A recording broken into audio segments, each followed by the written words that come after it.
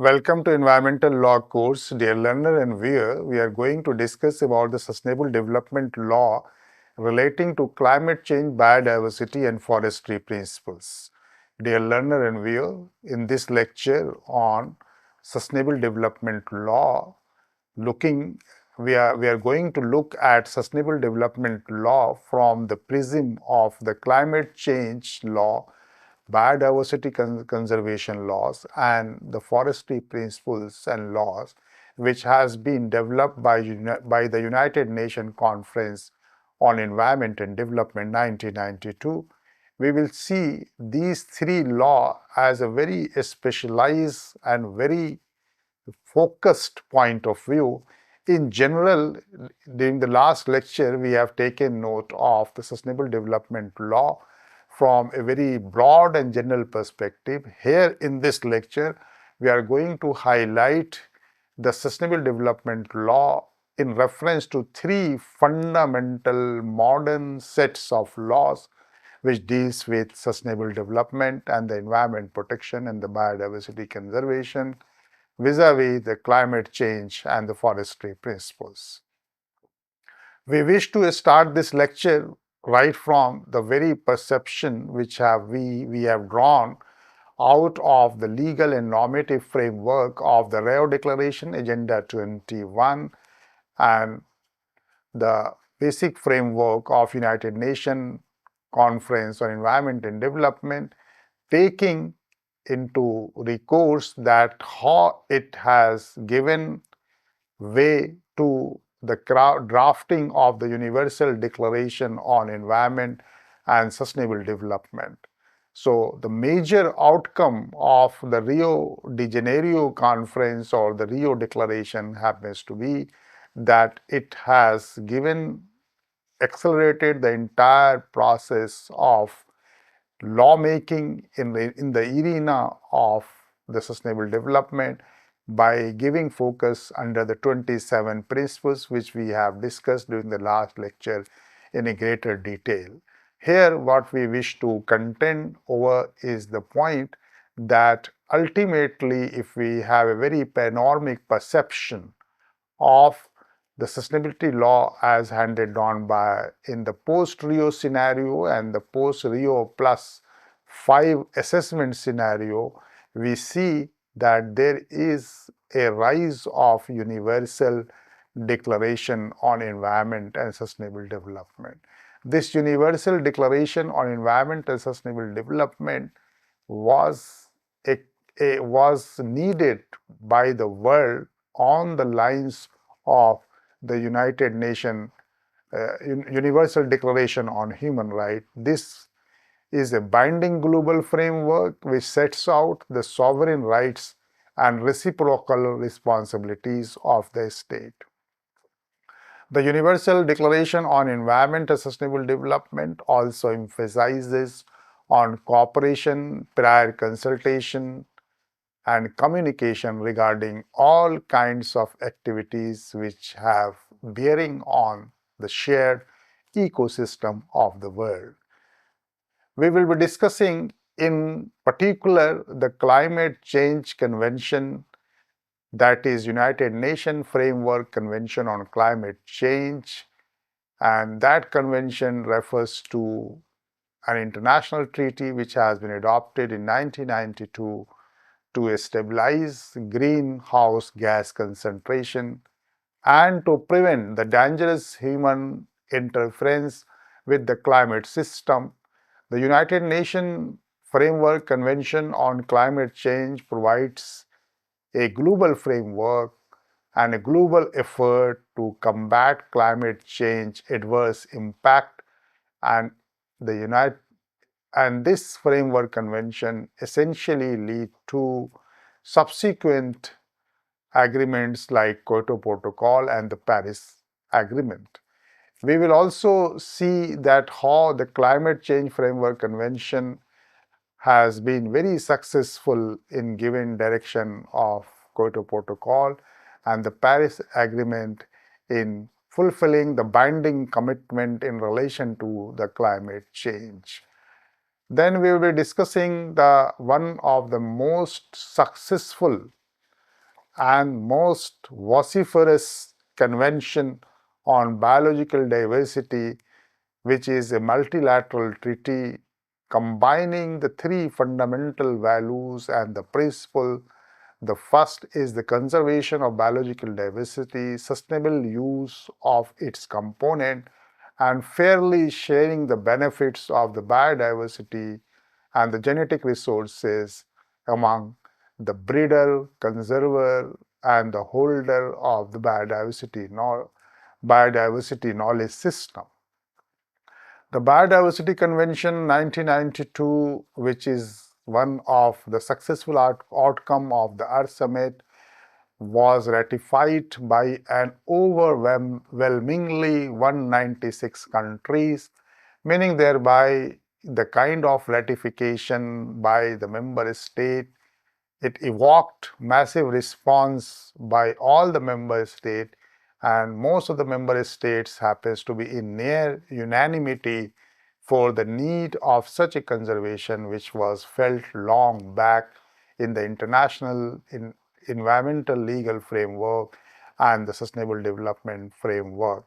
This biodiversity convention try to create a kind of the biodiversity strategies by identifying its satellite areas, such as how to have the benefit sharing, how to have the biosafety, how to have a kind of the mechanism to promote the traditional knowledge, so that the biodiversity resources should be stopped from the loss and it can prosper and nurtured by the local community. Then we'll be discussing the forestry principles in the context of the climate change and the CBD, and by emphasizing that how the forest being one of the most important component of the environment and ecosystem acquires centrality to not only the biodiversity but to the sustainable development and the welfare of the people. Dear learner and viewer, this lecture, which deals with sustainable developmental law, to be studied from the perspective of the climate change and biodiversity and forestry principles, is a very interesting aspect of our search of the sustainable development law and the modern sustainable development law, and to track the evolution and development of sustainable development law, and to see how the course and direction of sustainable development law, right from the establishment of United Nations down to this day, have been in a state of constant fluctuation and experimentation, and gradually and slowly it is attaining a highest degree of maturity of environmental lawmaking and the binding commitment, giving a very forceful recognition to sustainable development. Now let us try to encompass the very objective of the climate change, biodiversity, and the forestry principle, the trinity of the law. One, the climate change, another is the biodiversity, another is the forestry principle, is a kind of a law. The first and the foremost is the Climate Change Convention 1992, which have given adequate attention to the principle of sustainability as well as the principles of equity. On the other side, dear learner and viewer, we can take a very panoramic perception that the biological diversity ensured sovereignty over natural resources. At the same time, it also talks about sustainable use and the fair distribution of the resources among the stakeholders of the biodiversity conservers. The forestry principle have emphasized upon the sustainable management system, that the forest should not be denuded and devastated, so that it have a very adverse and pernicious effect on the biodiversity loss, and as well as creating a degraded climate situation and climate change scenario, where people are prone to certain dreaded diseases, and the consequences of the climate change is nothing short of a catastrophe as it has been experienced by the world. We'll be looking at the Johannesburg Declaration, which has highlighted three pillars of sustainability as equity, economy, and ecology. With that, we will see that how right from 1945 to the establishment of in the post-World War scenario and the establishment of United Nations organization till the Johannesburg Summit 2002, the entire course and direction of the international environmental law in general and sustainability law in particular have demonstrated a great sense of urgency and great sense of maturity. With this, we will be discussing first and foremost that the combined effect of the Rio de Janeiro summit in 1992, Rio Declaration, Agenda 21, and all its related and satellite conventions and guidelines, we reach to a point, and that point is something to be taken as a very satisfactory note, is the point that we have seen Universal Declaration of Human Rights in 1948. Now, the question is that the modern sustainability law can dream about having a universal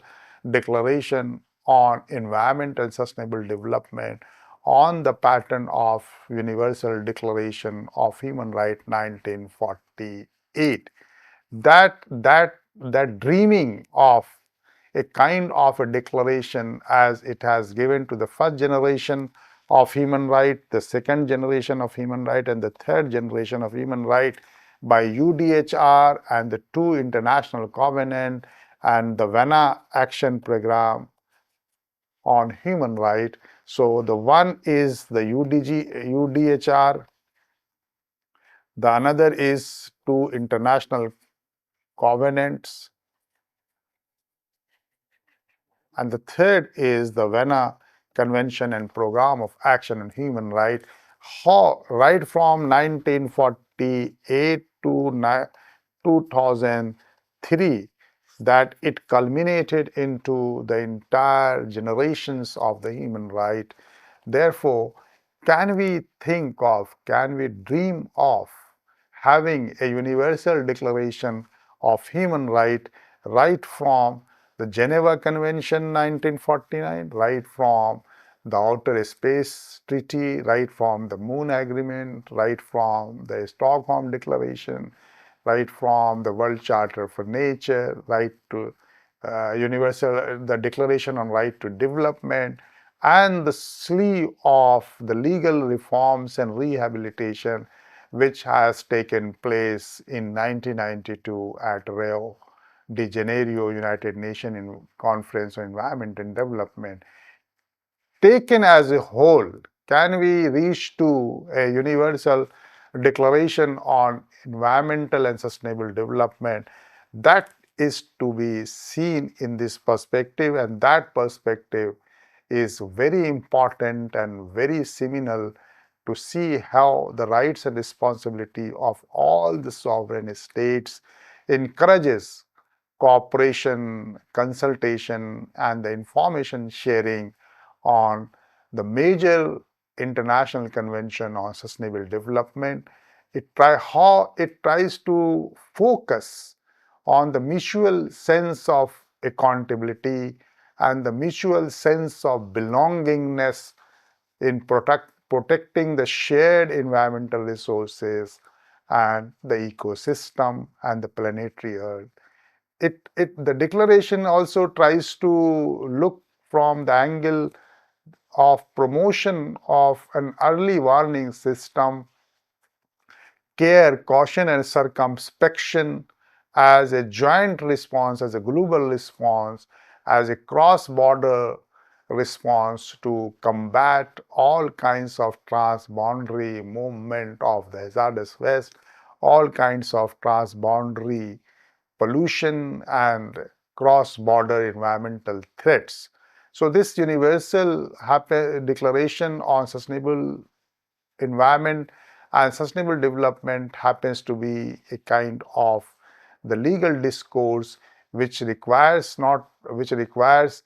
only the environmental protection, but it also talks about economic development, it talks about the social progress, and thereby this declaration, which underlines the dichotomies of development and environment, but also synergizes and try to have a very integrated perspective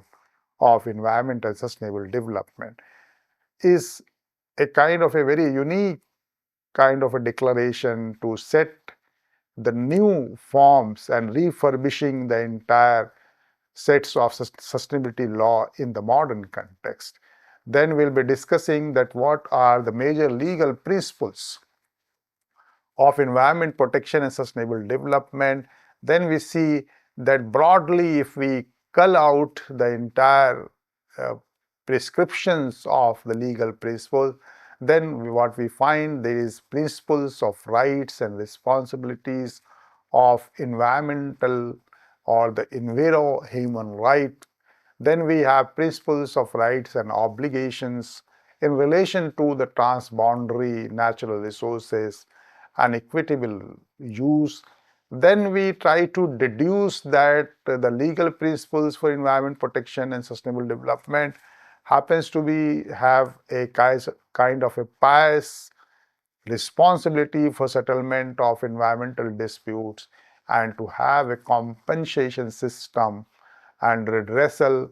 to see that by through the mechanism of polluter pays and the precautionary principles and doctrine of public trust, this can be permeated to the spectrum of the environment protection and sustainable development as a legal principles and ultimately in realization of a universal declaration of environment and sustainable development. Then we'll be discussing the climate change scenario in the sense that the climate change has been one of the most formidable challenge before the world, and that's why the United Nations Framework Convention on Climate Change in 1992 created a kind of a framework where we can have a very discursive look at the entire situation of the greenhouse emission and the rising temperature of the world. Therefore, as the Convention on Biological Diversity and the Framework Convention, it immediately evoked massive response by all the member states, and as it is evident from the ratification record that more than 197 countries has ratified.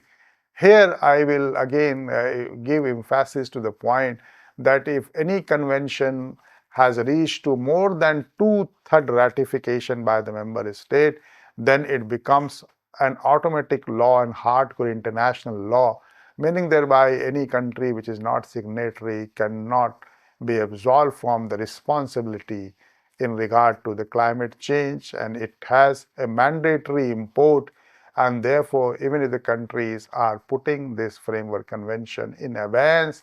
cannot be exonerated from its responsibility of the climate change control and the protection. The Framework Convention on 1992, which came into force in 1994, ratified by 197 countries,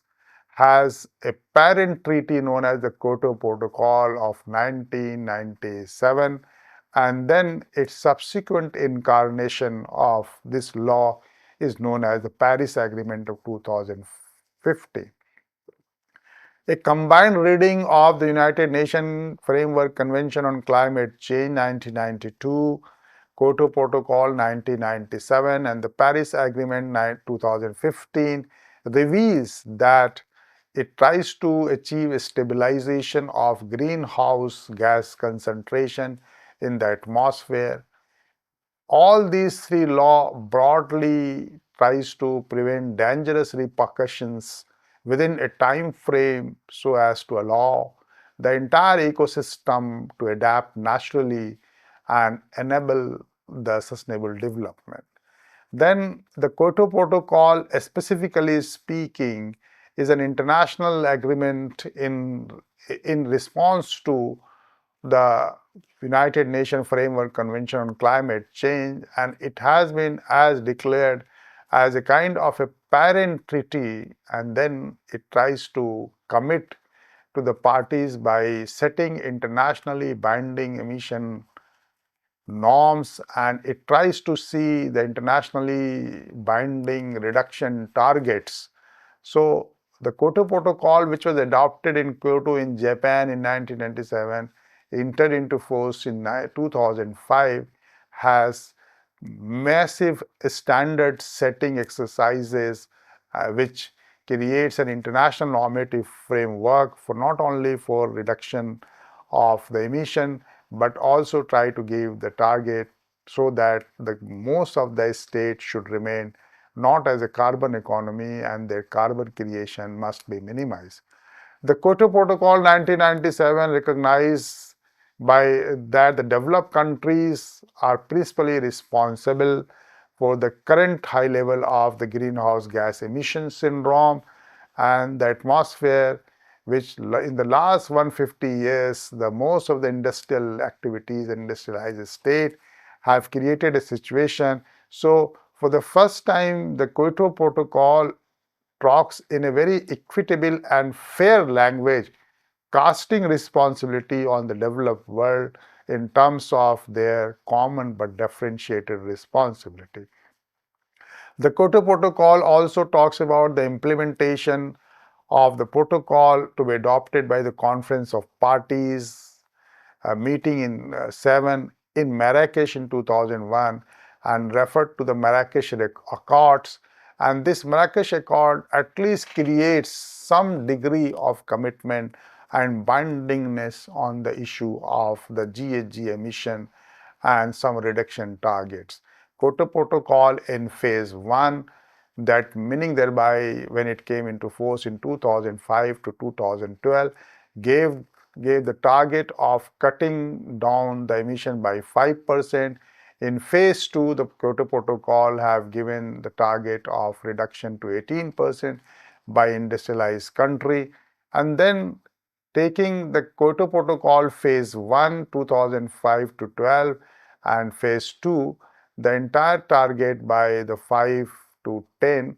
of the industrial estate happens to be a great achievement, at least in matters of commitment, may not be in matters of reality, but at least some guidelines and norms has been put, sub-target has been fixed, and it has been rigorously trying to be complied and to be enforced. Then we come across to the Paris Agreement 2015, which was the result of the Conference of Parties meeting 21, is also a very landmark environmental accord in matters of adoption of certain strategy which deals to combat and arrest and control the negative impact of the climate change. The Paris Agreement, in fact, replaced the Kyoto Protocol as a parent treaty, which was earlier an agreement with climate change. Now it has been a kind of a global kind of an agreement to reduce greenhouse gas emission, and the effort is relentless in limiting the entire global temperature increase in this century to well before 2 degrees Celsius and in the pre-industrial level, and those who are pursuing means to limit the increase, then they can have 1.5 degrees Celsius by 2001. Then we see that the Paris Agreement has been very categoric, not only as the language of the Kyoto Protocol was the international binding emission norms, international binding reduction norms. Here what we see, the Paris Agreement is setting the very concrete targets of maintaining the global temperature by 1.5 degrees Celsius to 2 degrees Celsius. Then we see that the Convention on Biological Diversity, being one of the most respected international legal instruments, simply because that it was ratified by 196 countries and it has a massive following and endorsement and ratification. The broad objective of the Convention on Biological Diversity happens to be the conservation of biological diversity, sustainable use of the biodiversity, and fair and equitable sharing of the benefits. Here it is very important that the fair and equitable sharing of benefit is something very paramount, because in the later period which we see in the TRIPS agreement, trade-related aspect of intellectual property, tries to see the entire intellectual property system of the world from right perspective, and it tries to see from the trade perspective, juxtaposed to having a trade perspective and the right perspective. What we find that the Convention on Biological Diversity in 1992 is talking something about the fair and equitable benefit sharing. This is very important because the fair and equitable benefit sharing of the resources has given rise to one, the bond guidelines, because once you talk about the fair and equitable sharing of the benefit of the biological diversity, it is easier to be said but very difficult to be implemented, translated and complied through the law. Therefore, right from 1992 then till almost 9 years, then it engaged that how we can create a fair and equitable benefit sharing system. This system was practically been articulated in legal language in bond guidelines. Thereafter, we see that there was a Cartagena protocol on biosafety, because concomitant to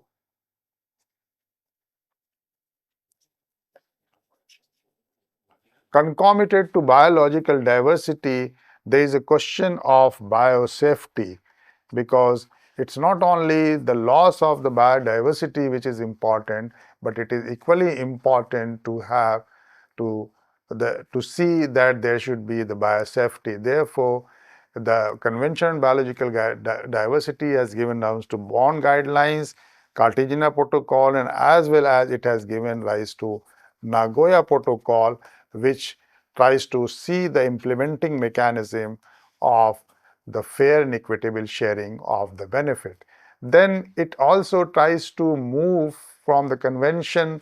to see that it tries to set the target, as the Kyoto Protocol and the Paris Agreement has set some targets.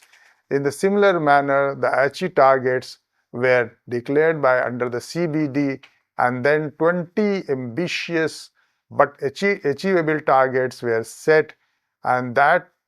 tries to see under the goal 1, A, B, C, D, E, and taking together, what it tries to see in the HE target is the fact that it addresses the underlying causes of biodiversity loss and mainstreaming of the biodiversity across the government. It also talks about reducing direct pressure on biodiversity. It endeavors to improve the status of biodiversity and genetic diversity. It enhances benefit from ecosystem services, and it creates a very implementing mechanism and participatory regime for the biodiversity under the 20 broad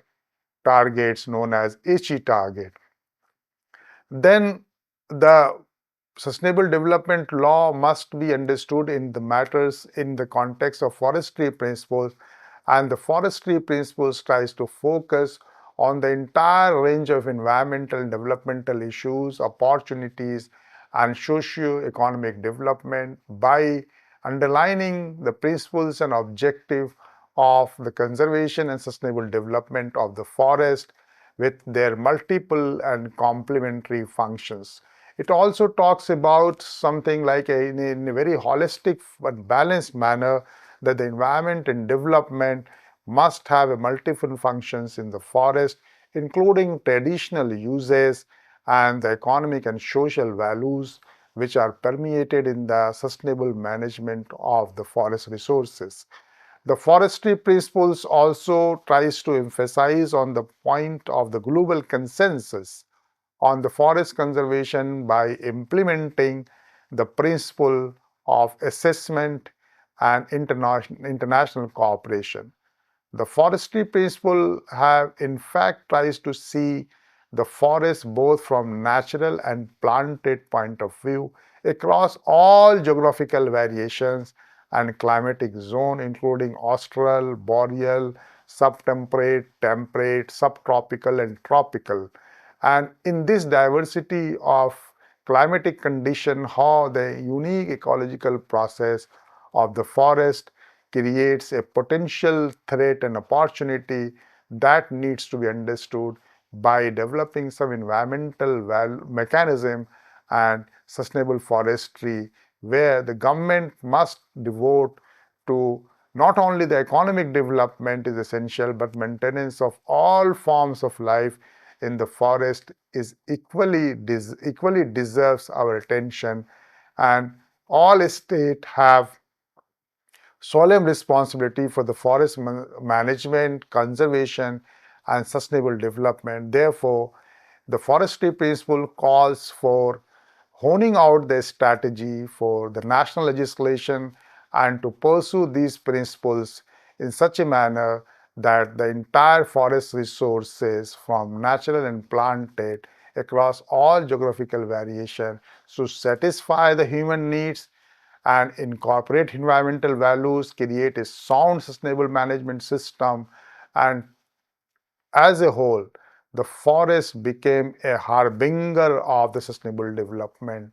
law. And thus, dear learner and viewer, in this lecture, what we did is the fact that we tried to see sustainable development law, we tried to track the sustainable development law from the standpoint of and from the prism of the climate change, biodiversity, and forestry principles, along with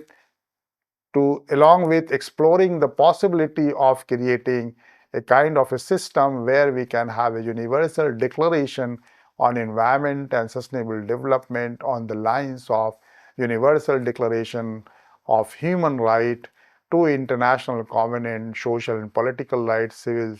right, and then the Vienna Convention and Program of Action on Human Rights heralding the first, second, and third generation.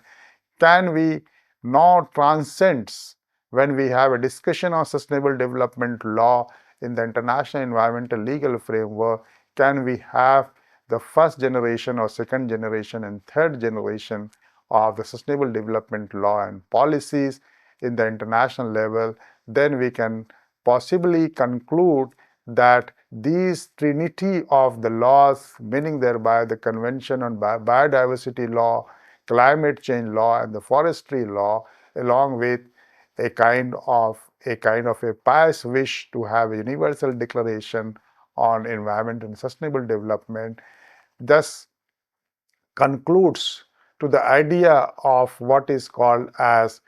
we can say sustainable development law. In the modern context, the course and direction of the sustainable development law and the emergence of the sustainable development law in the modern context is something very essential in building the entire discourse of environment and sustainable development in legal framework across international and the national legal system. With this, dear learner and viewer, I wish to thank and I wish you a very happy learning.